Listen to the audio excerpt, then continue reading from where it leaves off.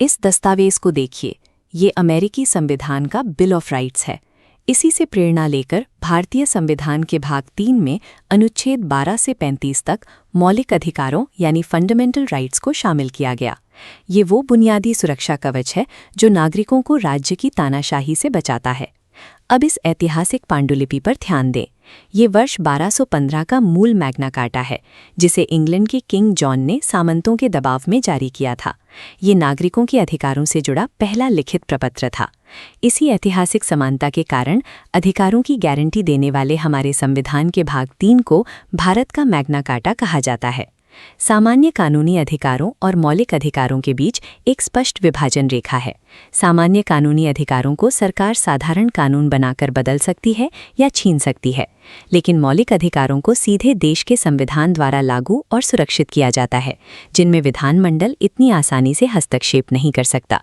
संविधान ये अधिकार हमें राज्य के खिलाफ देता है, इसलिए अनुच्छेद 12 सबसे पहले ये परिभाषित करता है कि राज्य यानी स्टेट आखिर है क्या।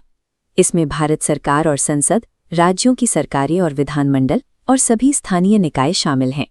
परीक्षा के दृष्टिकोण से याद रखें, LIC और ONGC और जैसी सरकारी वित्तपोषित वैधानिक निकाय भी कानूनी तौर पर अनुच्छेद 12 के तहत राज्य माने जाते हैं। अनुच्छेद 13 मौलिक अधिकारों को असली ताकत देता है। ऐसा कोई भी कानून जो मौलिक अधिकारों से असंगत है या उन्हें कम करता है, वो स्वतः ही शून्य यानी वॉइड माना जाएगा। इस इन्फोग्राफिक में अनुच्छेद 13 से जुड़े महत्वपूर्ण कानूनी सिद्धांत दिए गए हैं। पहला है ग्रहण का सिद्धांत यानी डॉक्ट्रिन ऑफ इक्लिप्स। इसके अनुसार संविधान लागू होने से पहले का कोई भी कानून यदि मौलिक अधिकारों का उल्लंघन करता है तो वो पूरी तरह मृत नहीं होता, बल्कि उस पर ग्रहण लग जाता है। दूसरा है पृथक्करण का सिद्धांत या डॉक्ट्रिन ऑफ सेवरेबिलिटी। यदि किसी कानून का केवल एक हिस्सा मौलिक अधिकारों का उल्लंघन करता है तो अदालतें पूरे कानून को अवैध घोषित करने के बजाय केवल उस असंगत हिस्से को अलग करके अमान्य कर देती हैं। तीसरा है अधित्यजन का सिद्धांत यानी डॉक्ट्रिन ऑफ वेवर। भारत में कोई भी नागरिक किसी निजी लाभ के लिए स्वेच्छा से अपने मौलिक अधिकारों का त्याग नहीं कर सकता। चौथा है भविष्यलक्षी विनिर्णय का सिद्धांत। जब सर्वोच्च न्यायालय किसी पुराने कानून को रद्द करता है तो उसका ये फैसला भविष्य के मामलों पर लागू होगा, बीते हुए समय पर नहीं।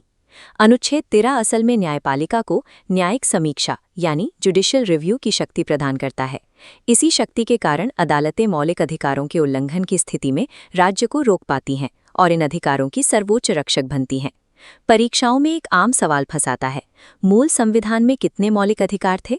इसका उत्तर है 7, लेकिन आज इनकी संख्या केवल 6 है, क्योंकि संपत्ति का अधिकार जो मूल रूप से अनुच्छेद 31 में था, अब मौलिक अधिकारों की सूची से बाहर है।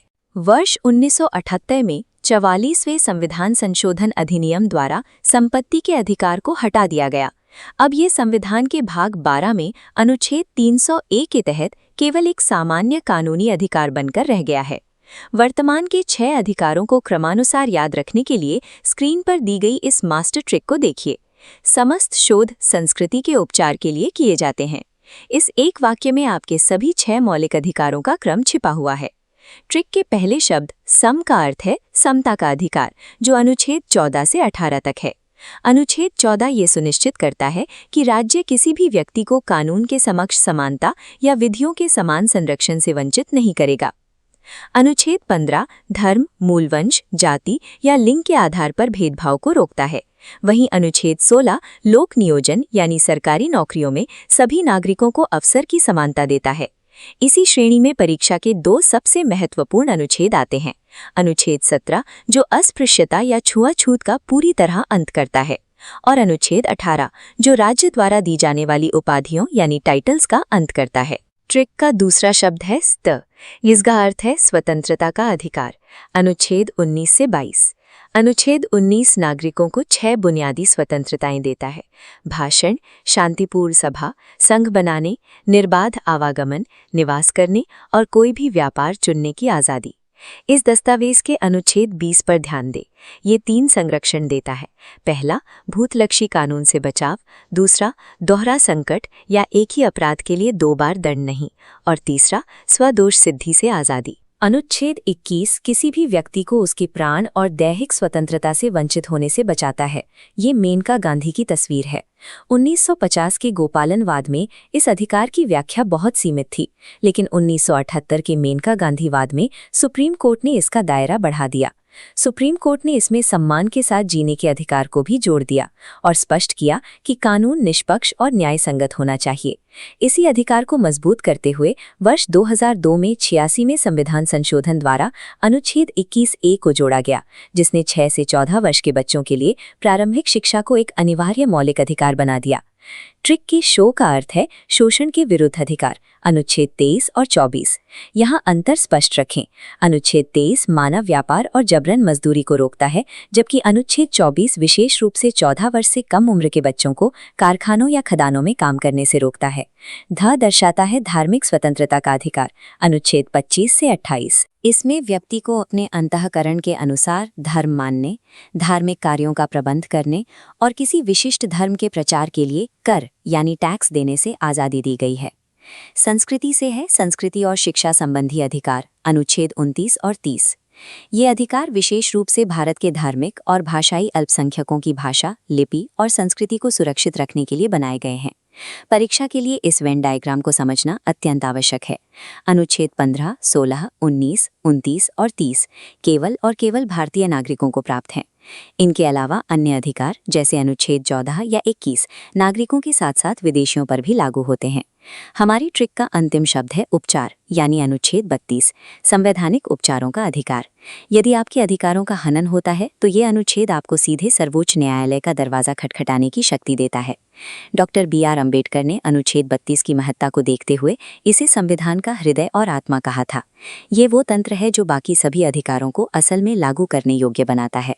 थोड़ा तेज अधिकारों को प्रवर्तित कराने के लिए अनुच्छेद 32 के तहत सर्वोच्च न्यायालय 5 प्रकार की रिट जारी कर सकता है: बंदी प्रत्यक्षीकरण, परमादेश, प्रतिषेध, उत्प्रेषण और अधिकार पृच्छा।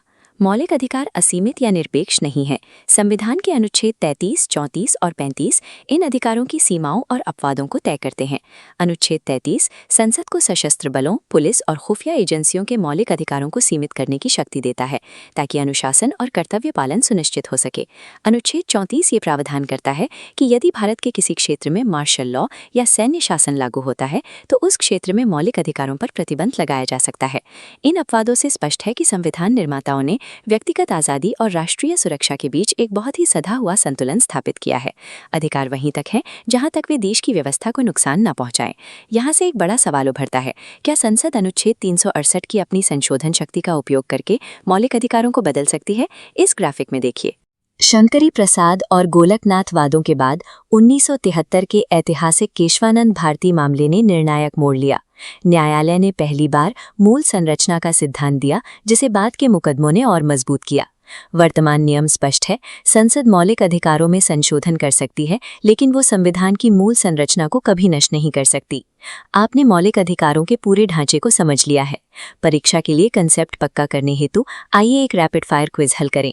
प्रश्न 1, भारतीय संविधान में संपत्ति का अधिकार वर्तमान में क्या है?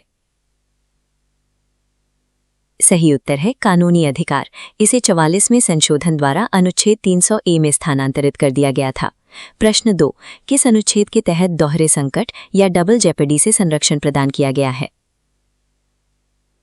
सही उत्तर अनुच्छेद 20। प्रश्न 3, वे कौन से मौलिक अधिकार हैं जो केवल भारतीय नागरिकों को उपलब्ध हैं, विदेशियों को नहीं?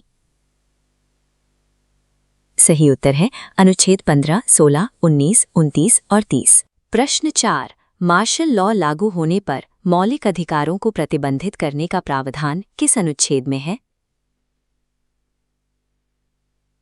सही उत्तर अनुच्छेद 34। संविधान की संरचनात्मक इंजीनियरिंग को गहराई से समझ लेने पर आप इन विषयों के किसी भी जटिल प्रश्न को बहुत आसानी से हल कर सकते हैं। तैयारी जारी रखें। वीडियो मददगार लगा हो तो चैनल सब्सक्राइब करें। मिलते हैं अगले टॉपिक में।